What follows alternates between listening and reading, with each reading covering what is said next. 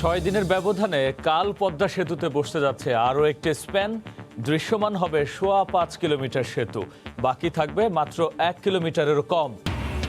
মাইলিশ রক্ষায় চাঁদপুরে helicopter launch, speedboat নিয়ে অভিযান। এবং মৌসুম শুরুর আগেই কক্সবাজারে বাড়ছে পর্যটক সমাগম। ছুটির দিনে সৈকতে উপচে পড়া ভিড়, স্বাস্থ্যবিধি মানতে জোর দিচ্ছে ট্যুরিস্ট পুলিশ।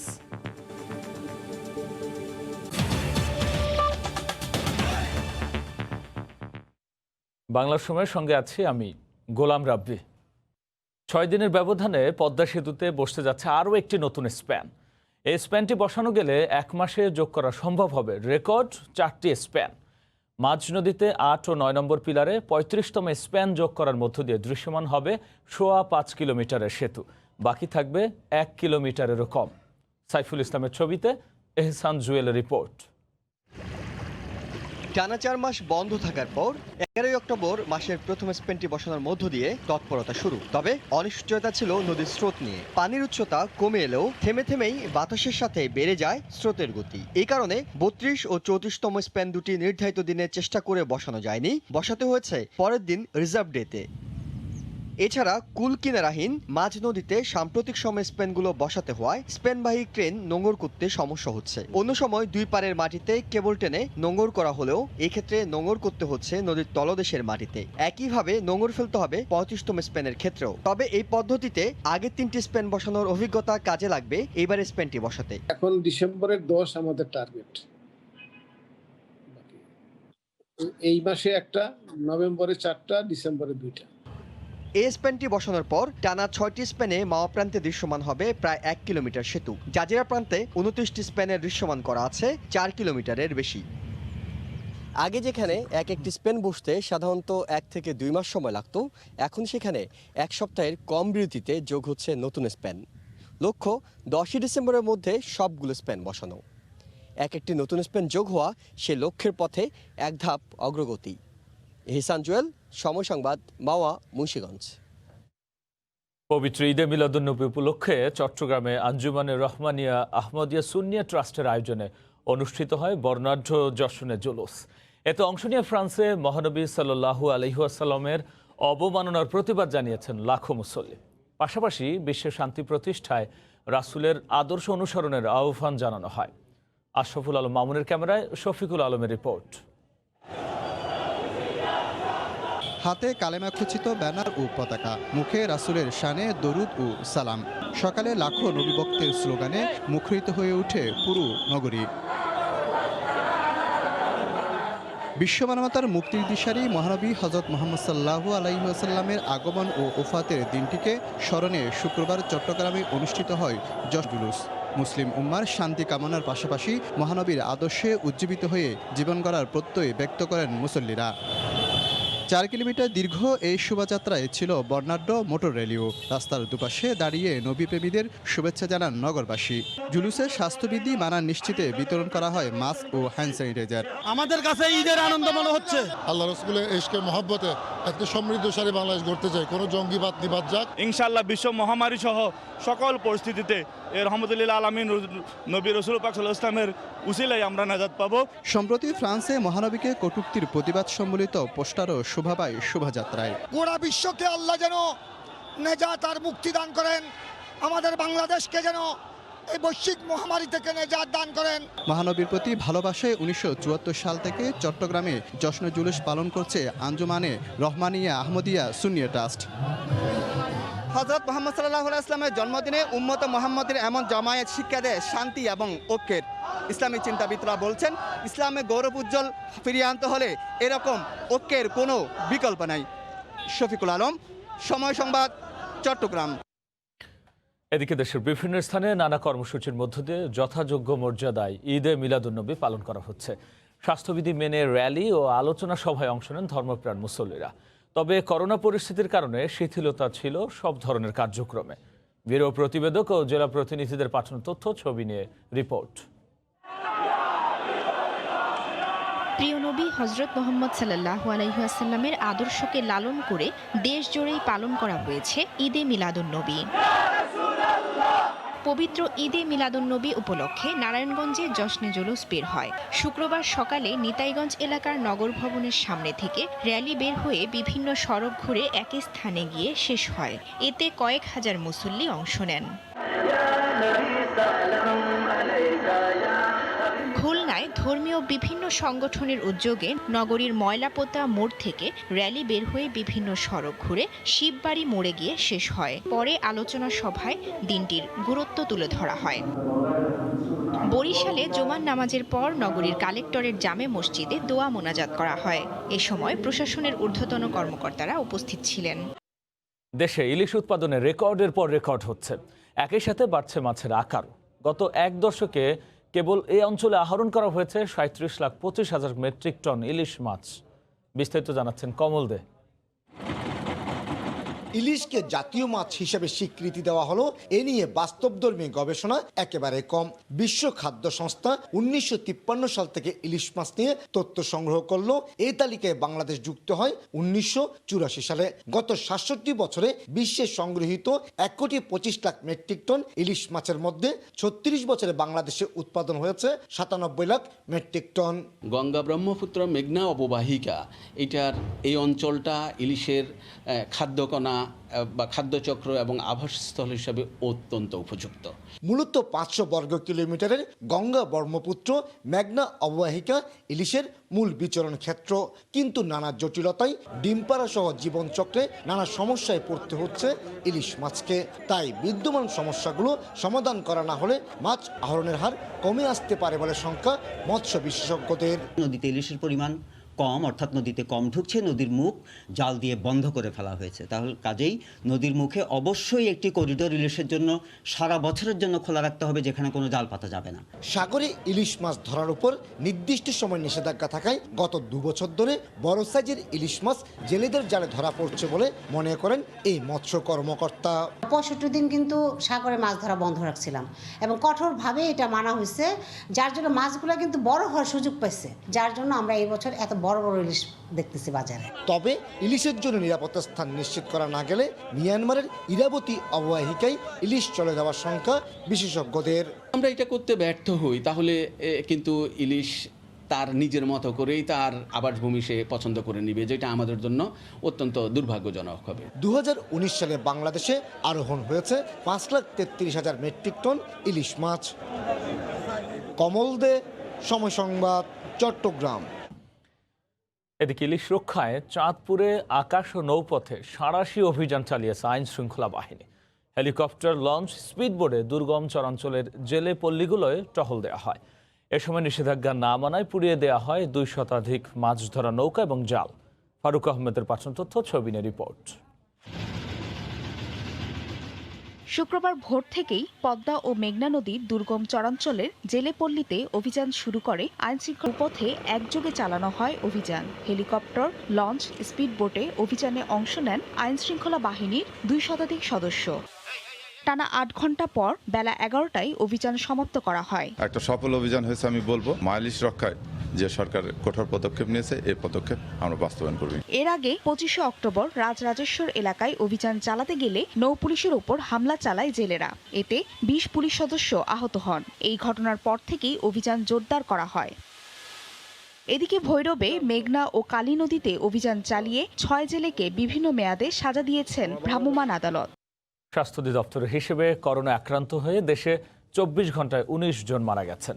নতুন শনাক্ত হয়েছেন 1,604 জন। এ নিয়ে দেশে মোট শনাক্তের সংখ্যা 4,06,364 জন।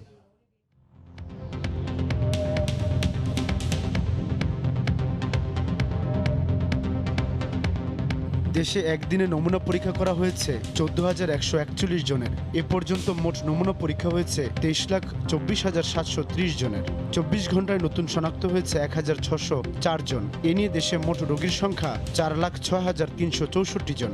24 ঘন্টায় মারা গেছেন 19 জন। এ পর্যন্ত করোনা আক্রান্ত হয়ে মারা গেলেন 5,905 জন। করোনা থেকে 24 ঘন্টায় সুস্থ হয়েছেন 1,422 জন। এ পর্যন্ত সুস্থ হয়েছেন 3,22,703 জন। চট্টগ্রামের ইকোনমিক জোনে 14 কোটি লিটার বিশুদ্ধ পানি সরবরাহ করার ক্ষেত্রে কোনোভাবে যদি হালদা নদী ক্ষতিগ্রস্ত হয় সেক্ষেত্রে ব্যবস্থা নেওয়া হবে বলে জানিয়েছেন মৎস্য ও প্রাণী সম্পদ মন্ত্রী শ.ম. রেজাউল করিম। সকালে হালদা নদী পরিদর্শনে এসে তিনি কথা বলেন। মোহর ও মদুনাঘাট প্রকল্পের আওতায় প্রতিদিন হালদা নদী থেকে 18 কোটি লিটার পানি উত্তোলন করা হয়। নতুন করে আরও 14 কোটি লিটার পানি উত্তোলন করলে নদীটির জীববৈচিত্র্য ক্ষতিগ্রস্ত হবে বলে জানিয়েছেন স্থানীয় জনপ্রতিনিধিরা। পরে রাউজানে সাত্তারঘাট এলাকায় এক সংক্ষিপ্ত সভায় অংশ নেন মন্ত্রী। বিশুদ্ধ পানি সরবরাহ কিন্তু আমাদের দায়িত্ব। যদি দেখা যায় সেই পানি সরবরাহ করার ক্ষেত্রে হালদার স্বাভাবিক অবস্থা কোনোভাবে ক্ষতিগ্রস্ত হয়, তাহলে নিশ্চয়ই সেক্ষেত্রেও আমরা যে ব্যবস্থা নেওয়া দরকার সেটাও আমরা নেব। আমরা সারা বাংলাদেশের সকল মৎস্যজীবীরা যখন মৎস্যাহরণ বন্ধ থাকবে সেই সময় তাদের যাতে খাবারের কোনো সমস্যা না হয় সেজন্য আমরা তাদেরকে প্রণোদনা হিসাবে খাবার দিচ্ছি। বাংলার সময় আরও থাকছে। ঠাকুরগাঁওয়ের বাজারগুলোতে উঠছে শীতকালীন সহ সব ধরনের সবজি। সরবরাহ বাড়ায় কমছে দাম। সরকারের বেঁধে দেয়া দরে এখনো বিক্রি হচ্ছে না আলু। করোনা পরিস্থিতিতে মাসের পর মাস বন্ধ শিক্ষা প্রতিষ্ঠান। চার দেয়ালে বন্ধী শিশুদের মনোজগতে দেখা দিচ্ছে নানা পরিবর্তন। মনোবিদরা বলছেন বাধা পেতে পারে মানসিক বিকাশ। শিশুদের অস্থিরতা বেড়েছে বলছেন অভিভাবকরা। আর ক্লাসে ফিরতে উদ্গ্রীব শিক্ষার্থীরা। আব্দুস সালামের ক্যামেরায় রাকিবুল হাসানের রিপোর্ট। স্কুল ক্যাম্পাস দাপিয়ে বেড়ানো এই শিক্ষার্থী ঐহির জীবন গেল 7 মাস থেকে 4 দেয়ালে বন্দী। অফুরন্ত সময় কাটে মোবাইল গেম, কার্টুন ও ঘরে বসে থেকে। স্কুল কলেজ বন্ধ থাকায় তার মতো অনেক শিক্ষার্থীরই হাঁপিয়ে উঠেছে বন্ধ ঘরের রুটিনে। একটুতেই অস্বস্তি ও বিষণ্ণতা ভর করেছে তাদের। মনোবিজ্ঞানীরা বলছেন এতে মানসিক বিকাশ বাধাগ্রস্ত হতে পারে। সত্যি শিশুদেরকে তার বন্ধুদের সঙ্গে মেশা, শিক্ষা প্রতিষ্ঠান খুলে দেওয়া অথবা তাদের একটু জগৎ তৈরি করে দিতে পারতাম, তাহলে কিন্তু এই জায়গা থেকে বেরিয়ে আসা একটা সম্ভাবনা ছিল। স্কুল কলেজ ক্যাম্পাসের উন্মুক্ত জীবন ছেড়ে বদ্ধ জীবনে আচরণগত নানা অসঙ্গতিও খেয়াল করছেন অভিভাবকরাও। তারা একটুতেই খিটখিটে মেজাজের হয়ে যাচ্ছে, অস্থির হচ্ছে, মন খারাপ, বিষণ্ণতা, এই আচরণগুলো তাদের মধ্যে আমরা দেখতে পাচ্ছি। অনেকে মোবাইলে গেম নিয়ে ব্যস্ত আছে, যেটা তাদের জন্য অত্যন্ত ক্ষতিকর। তারা পড়াশোনার পরিবেশ পাচ্ছেন, সবসময় বাসাতে তারা একটা অস্বাভাবিক অবস্থার মধ্যে থাকছে। আর এমন 4 দেয়ালের জীবন ছেড়ে ক্লাসে ফিরে স্বাভাবিক পড়াশোনায় ফিরতে উন্মুখ শিক্ষার্থীরা। স্কুল মনে হচ্ছে স্বপ্নের জায়গা, খুব মিস করছি স্কুল। আমাদের ফ্রেন্ডদের সাথে কমিউনিকেশনটা ভালো হয়, এই জন্য স্কুল খুলুক সেটাই আমরা চাচ্ছি। স্কুলে গেলে আমরা প্রপার ডিসিপ্লিনের মধ্যে থাকি, আমরা প্রতিদিনের পর প্রতিদিন করি। 8 মাস আগে করোনা সংক্রমণে সব শিক্ষা প্রতিষ্ঠান বন্ধ হয়েছে। রাকিবুল হাসান, সময় সংবাদ, রাজশাহী। আবহাওয়া ভালো থাকায় ঠাকুরগাঁওয়ের বাজারগুলোতে উঠেছে শীতকালীন সহ সব ধরনের সবজি। সরবরাহ বেড়ে যাওয়ায় সবজির দাম কমতে শুরু করেছে বলে জানিয়েছেন ব্যবসায়ীরা। তবে কৃষি বিপণন অধিদপ্তরের বেঁধে দেয়া দামে এখনও বিক্রি হচ্ছে না আলু। ঠাকুরগাঁও থেকে জিয়াউর রহমান বকুলের পাঠানো তথ্য, ছবি নিয়ে রিপোর্ট। ভোরের আলো ফোটার আগেই জেলার 5 উপজেলা সহ বিভিন্ন প্রান্ত থেকে কৃষক উৎপাদিত সবজি নিয়ে আসেন শহরের গোবিন্দনগর সমবায় মার্কেট পাইকারি বাজারে। আর তাদের এসব উৎপাদিত সবজি কম দামে কিনতে ভিড় করেন স্থানীয় ও দূরদূরান্তের পাইকার ও ক্রেতারা। বাজারে সরবরাহ বাড়ায় সব রকম সবজির দাম কিছুটা কম। আবহাওয়া অনুকূলে থাকলে সরবরাহ আরও বাড়বে বলে জানান চাষি ও ব্যবসায়ীরা। সপ্তাহখানেক আগে যা দাম ছিল ওই তুলনায় এখন আকাশের আয়াতের ভালো, মাল আমদানি বেশি, অনেক দাম কমে গেছে। 1 বিঘা লাউ করতে প্রায় 30,000 সাড়ে 30,000 টাকার মতো খরচা হয়। এবারে মোটামুটি 1.5 লক্ষ টাকা বিক্রি আসছে। গত সপ্তাহের তুলনায় পাইকারি বাজারে প্রকারভেদে প্রতি কেজি সবজিতে কমেছে 10 থেকে 15 টাকা পর্যন্ত। তবে সংকট দেখা দেয়ায় কৃষি বিপণন অধিদপ্তরের নির্দেশনা দরে এখনো বিক্রি হচ্ছে না আলু। সরকারের রেট দিচ্ছে আপনাকে হচ্ছে আমাদেরকে মনে করেন যে 27-28 টাকা কেনার জন্য, সেই জায়গায় আমাদের কিনতে হচ্ছে গৃহস্থ ছাড়তেছেন আপনার 35, 37 বা 37-এর নিচে। এখন লাফা শাক হলো 12 টাকা আঁটি, আর লাল শাক হলো 3 টাকা আঁটি, পাটা শাক হলো 2 টাকা আঁটি। বেশি আসাতে মালের দাম কমে গেছে। বর্তমান করলা 30 টাকা ভালোটা, আর যেটা একটু খারাপ ওইটা 25 টাকা কেজিতে বিক্রি হচ্ছে। পাইকারি বাজারে বর্তমানে প্রতিদিন 15 থেকে 18 লাখ টাকার সবজি কেনা বেচা হয়। সময় সংবাদ, ঠাকুরগাঁও। মুন্সিগঞ্জে পর্যাপ্ত আলু মজুদের পরও আলুর বাজার নিয়ন্ত্রণে আসছে না। জেলায় 13 লাখ টনেরও বেশি আলু উৎপাদন হয়েছে। কৃষি বিভাগ বলছে আলুর বাজার নিয়ন্ত্রণ করছে মধ্যস্বত্বভোগীরা। বিস্তারিত নাসিরউদ্দিন উজ্জ্বলের রিপোর্টে। আলু উৎপাদনে শীর্ষ জেলা মুন্সিগঞ্জে আলুর দাম এখনো নিয়ন্ত্রণে আসেনি। হিমাগার গেট, পাইকারি ও খুচরা বাজার কোথাও সরকার নির্ধারিত মূল্যের বাস্তবায়ন নেই। তাই জেলা প্রশাসনের ভ্রাম্যমাণ আদালত মাঠে নেমেছে। আমরা নিয়মিত কোল্ড স্টোরেজে কিন্তু তাদের যে কতটুকু সংরক্ষণ করা আছে এবং প্রতিদিন তাদের কতটুকু বাজারে সরবরাহ করছে এই তথ্যটা আমরা প্রত্যেকটি কোল্ড স্টোরেজের মালিকদের কাছ থেকে নিচ্ছি। হেরা করে কি ডুপ্লিকেট ছবি করে রিসিট করে 22টা 23টা রিসিট করে 2টা করে হেরা চালান পাড়ায়, হেরা 40টা 50টা বেচে।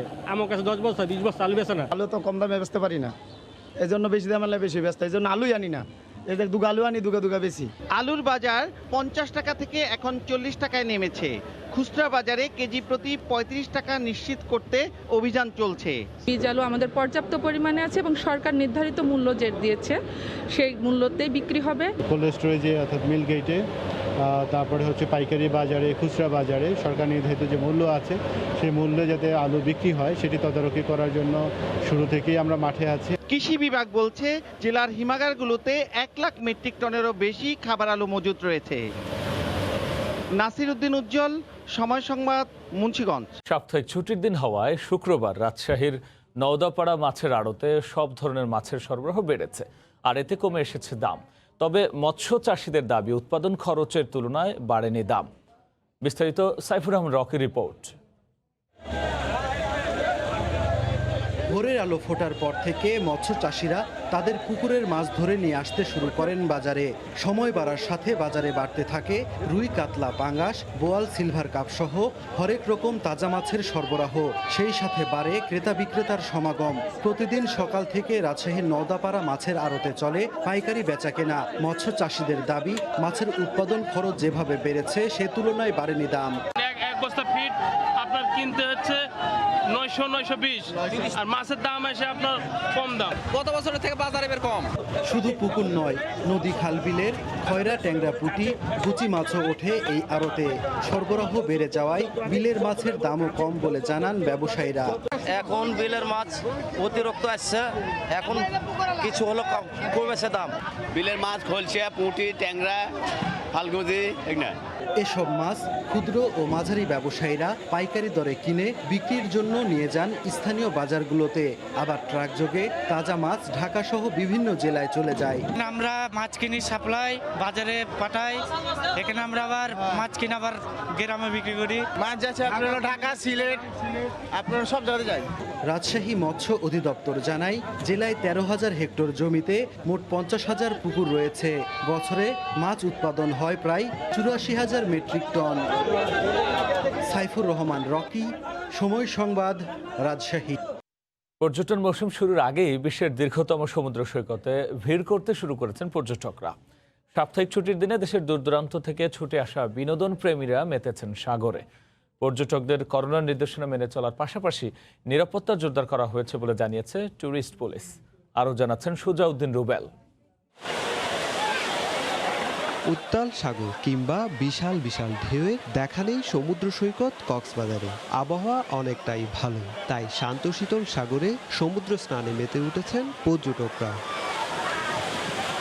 শুধু সমুদ্র স্নান নয়, জেটস্কিতে চড়ে সমুদ্র উপভোগ, স্বজনদের নিয়ে প্রিয় মুহূর্তগুলো ক্যামেরা ফ্রেমে বন্দি করা কিংবা টিউব নিয়ে পানিতে ভেসে সময় কাটছে ভ্রমণ পিপাসুদের। পূর্ণিমার ব্লুমুনটা দেখার জন্যই আসলে মূলত আসা। শীতে তো না করোনা বেড়ে যেতে পারে, তাই এখানে আবার এই সময়টায় আসা। দীর্ঘদিন পরে কক্সবাজার আবারও আসা সত্যিকার অর্থে খুবই মজা, খুবই ভালো লাগছে। পর্যটন মৌসুম শুরুর আগেই বিপুল সংখ্যক পর্যটকের আগমনে দারুণ খুশি সৈকতের ব্যবসায়ীরা। আগে তো লকডাউনের ক্ষেত্রে খুবই কষ্ট ছিল এবং এখন লোকজন আসতে ভালো এবং আমাদের ওয়াটার ব্যাগে মোটামুটি ব্যবসা ভালো হচ্ছে। আলহামদুলিল্লাহ, পর্যটক আগের চেয়ে অনেক ভালো, আগের চেয়ে অনেক ব্যবসা অনেক ভালো হইতেছে। প্রতিদিন 2-3 হাজার টাকা করে আমার ইনকাম হয়। আর লাইফগার্ড কর্মী ও ট্যুরিস্ট পুলিশ জানিয়েছে পর্যটকদের সমুদ্র স্নান এবং পর্যটন স্পটগুলোতে সার্বক্ষণিক নিরাপত্তা ব্যবস্থা জোরদার করা হয়েছে। এখন গোসল করার জন্য 100% নিরাপদ, তবে আমাদের কথা অনুযায়ী চললে নিরাপদ, আর যদি আমাদের কথার বাইরে চলে যায় তাহলে তো নিরাপদ নয়। আমরা পর্যটকদের নিরাপত্তার কথা বিবেচনা করে আমরা সার্বিক তৎপর অবস্থায় রয়েছি। নভেম্বর থেকে এপ্রিল পর্যন্ত 6 মাসকে পর্যটন মৌসুম হিসাবে গণ্য করেন ব্যবসায়ীরা। পর্যটন মৌসুমে কক্সবাজারে ভ্রমণে আসেন প্রায় 10 লাখের বেশি পর্যটক। সুজাউদ্দিন রুবেল, সময় সংবাদ, কক্সবাজার। সাপ্তাহিক ছুটির দিনে কক্সবাজার সমুদ্র সৈকতে ভিড় করছেন পর্যটকরা। আর সে খবর জানাতে এই মুহূর্তে লাবণী পয়েন্টে আছেন সহকর্মী সুজাউদ্দিন রুবেল। সরাসরি চলে যাচ্ছে তার কাছে। রুবেল,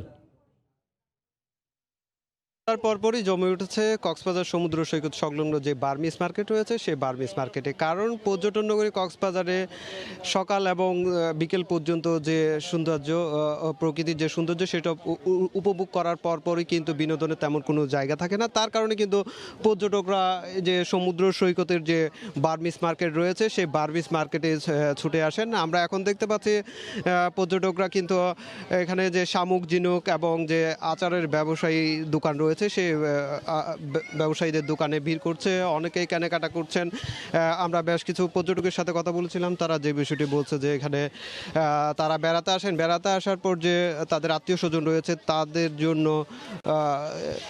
জন্য কেনাকাটার কিছু আয়োজন থাকে। সেই কেনাকাটার আয়োজনটা তারা সন্ধ্যার সময় পার করেন এবং তাদের পছন্দনীয় যে নানা ধরনের শামুক, ঝিনুক এবং বার্মিস পণ্য রয়েছে, বিশেষ করে এখানে নানা ধরনের বার্মিস আচার রয়েছে এবং সেসব তারা ক্রয় করেন।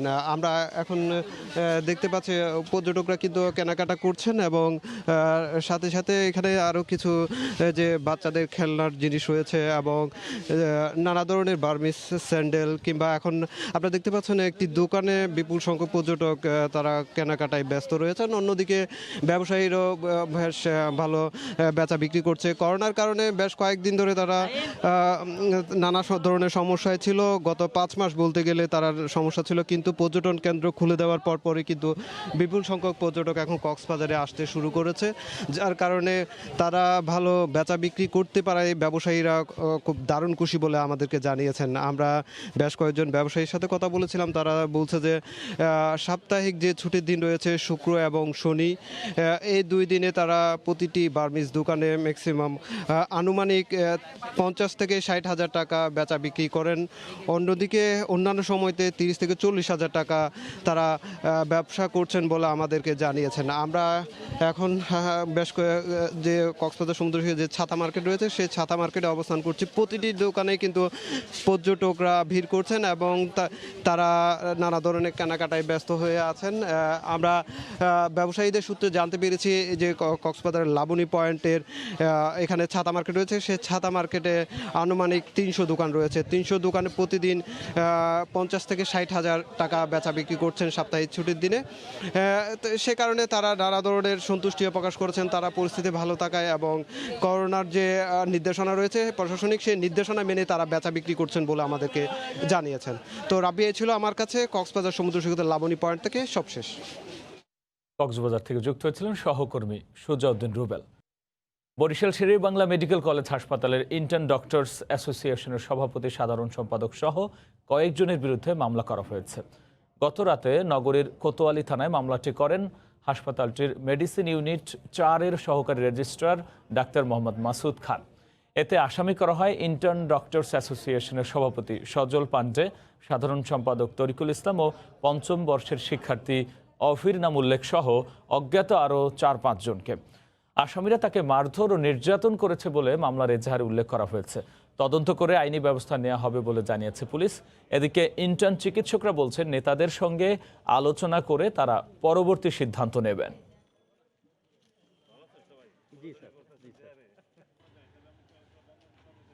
আমাদের যারা মিড লেভেলের চিকিৎসক তাদের নিয়ে যে সমস্যাটা চলতেছে সেই সমস্যাটা কিভাবে সমাধান করা যায় সেই জন্য আমরা এখানে ওসি সাহেবের সাথে আলোচনা করেছি। একজন শিক্ষককে মারধর করা হয়েছে, তিনি আমাদের কাছে থানায় লিখিত অভিযোগ করেছেন। তার অভিযোগের প্রেক্ষিতে আমরা এটা নিয়ম মোতাবেক যে মামলা হওয়ার কথা সেভাবে আমরা মামলা নিয়েছি। তদন্ত করে আমরা পরবর্তী আইনগত ব্যবস্থা গ্রহণ করব। ছুটির দিন হওয়ায় পাটুরিয়া দৌলতদিয়া নৌ রুটে যানবাহনের চাপ বেড়েছে কয়েকগুণ। পারাপারের অপেক্ষায় রয়েছে সহস্রাধিক যানবাহন। মানিকগঞ্জের পাটুরিয়া ঘাট কর্তৃপক্ষ জানায়, শিমুলিয়া কাঁঠালবাড়ি নৌ রুটে ফেরি চলাচল বন্ধ থাকার কারণে গত কয়েকদিন ধরেই পাটুরিয়া দৌলতদিয়া রুটে যানবাহনের চাপ স্বাভাবিকের চেয়েও বেশি থাকে। তবে শুক্রবার ছুটির দিন হওয়ায় সে চাপ বেড়েছে কয়েকগুণ। চাপ সামাল দিতে ঘাট থেকে 7 কিলোমিটার দূরে উথুলি সংযোগ মোড়ে পণ্যবাহী ট্রাক সারি করে রাখা হচ্ছে। ফেরির তুলনায় ঘাট কম থাকায় নোঙর করতে সময় লাগছে বেশি। ছোট বাচ্চা আছে, আমার বাচ্চা নিয়ে আসলে অনেক সমস্যায় ভুগতেছি। 4-5 ঘন্টা এসে বসে রয়েছি, যাত্রীদের সমস্যা, ওয়াশরুমের ব্যবস্থা নাই তেমন। কখন গন্তব্যে যেতে পারবো আমাদের অনিশ্চিত অবস্থা আছে। আমরা তীব্র যানজটের কারণে 4 থেকে 5 ঘন্টার মতো এরকম বসে আছি আমরা। শেরপুরে নানা আয়োজনে ফাতেমা রানীর বার্ষিক তীর্থ উৎসব উদযাপন করা হয়েছে। নালিতাবাড়ির বারোমারির সাধু লিওর খ্রিস্টপল্লীতে শোভাযাত্রার মধ্য দিয়ে শুরু হয় আনুষ্ঠানিকতা। প্রতি বছর কয়েক হাজার তীর্থযাত্রী অংশ নিলেও করোনা ভাইরাসের সংক্রমণ রোধে এবার প্রতিটি ধর্মপ্রদেশের ধর্মপল্লী থেকে মাত্র 12 জন করে প্রতিনিধি সহ সরকারিভাবে 5 শতাধিক তীর্থযাত্রী আয়োজনে অংশ নেন। পরে দেশ ও জাতির মঙ্গল কামনায় প্রার্থনা করা হয়। বাংলা সময়ের শীর্ষ সংবাদ জানিয়ে দিচ্ছি আরও একবার। 6 দিনের ব্যবধানে কাল পদ্মা সেতুতে বসতে যাচ্ছে আরও একটি স্প্যান। দৃশ্যমান হবে 5.25 কিলোমিটার সেতু, বাকি থাকবে মাত্র 1 কিলোমিটারেরও কম।